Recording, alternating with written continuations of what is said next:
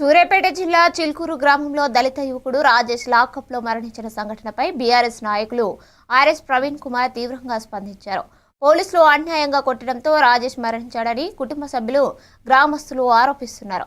గత 48 గంటలుగా న్యాయం జరిగే వరకు అంత్యక్రియలు చేయబోమని గ్రామస్తులు ఆందోళన కొనసాగిస్తున్నారు.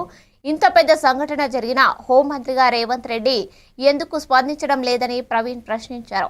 దళితులపై జరిగే అణచివేతలను ప్రభుత్వం నిర్లక్ష్యం చేస్తుందని విమర్శించారు. పోలీసుల దౌర్జన్యాన్ని అరికట్టేందుకు కఠిన చర్యలు తీసుకోవాలని డిమాండ్ చేశారు.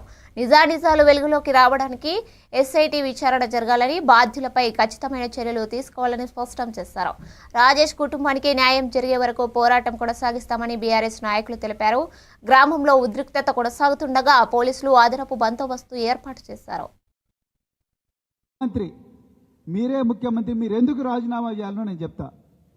ఇప్పటికి కూడా సూర్యాపేటలో కోదాడ నియోజకవర్గంలో చిల్కూరు అనే పోలీస్ స్టేషన్లో రాజేష్ అనే ఒక దళిత యువకుని సీఎంఆర్ఎఫ్ నిధులు పక్కదోవ పట్టినాయి, వాళ్ళకు రావాల్సిన నిధులు వేరే వాళ్ళకు పోయినాయని చెప్పి కంప్లైంట్ ఇస్తే ఆ కంప్లైంట్ ఇచ్చిననే తీసుకుపోయి ఆ రాజేష్ అనే ఒక దళిత యువకుని తీసుకుపోయి ఎస్ఐ కానిస్టేబుల్ అందరూ కుల్ల ఒడిచి ఘోరంగా 3rd డిగ్రీ మెథడ్స్ యూజ్ చేసి అతన్ని ఇంటరాగేట్ చేస్తే అతను చచ్చిపోయాడు.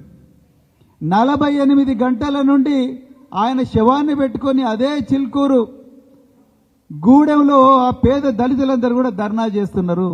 ఇంతవరకు హోంమంత్రి నుంచి ఒక్క స్టేట్మెంట్ లేదు. మరి ఎందుకున్నావు రేవంత్ రెడ్డి గారు మీరు హోంమంత్రిగా? నాయన్ రాజేందర్ రెడ్డికి ఇది కనిపిస్తలేదా? నీ చెడ్డు పక్కలుండే గ్యాంగ్ మెంబర్లకు ఇవి కనిపిస్తలేవా?